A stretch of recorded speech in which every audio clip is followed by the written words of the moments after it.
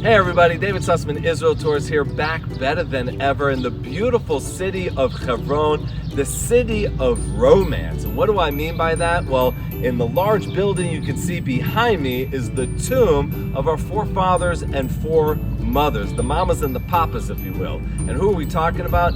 Abraham and his wife Sarah, Yitzchak and his wife Rivka, and their son Jacob and his wife Leah. It's about a family that gave birth to a nation, to the Jewish nation.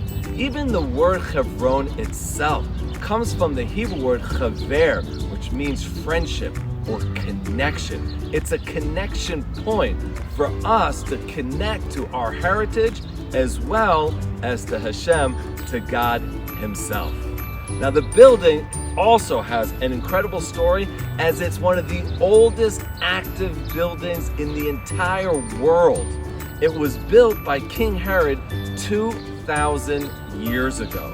Now it's seen many modifications throughout the last 2,000 years as foreign empires have controlled the land of Israel. Most noticeably, at the very top of the building, you're going to see two towers. Those are minarets, and they were built during the Mamlukian Empire. The Mamluks, a type of Muslim who came out of Egypt, ruling from Cairo, who turned our holy center into a mosque and built those minarets over there.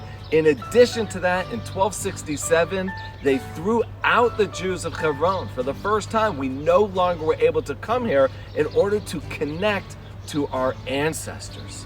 The closest we could come is just over there, the seventh step leading to the entrance of the tomb itself.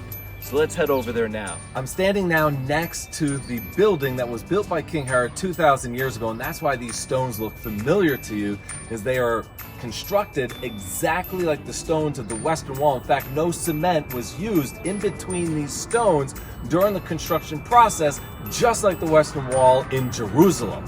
Another thing you'll notice about the stones is this black charred mark that runs along it, and that is from the millions of candles that were lit here over the course of 700 years, from 1267 when the Mamluks, those Muslims from Egypt, from Cairo, who ruled the land of Israel for about 300 years, threw the Jews out of the building and only allowed us to this point, the seventh step, the seventh stair leading to the original entrance to Marat Machpelah, to the tomb of our patriarchs and our matriarchs that was built by King Herod 2,000 years ago.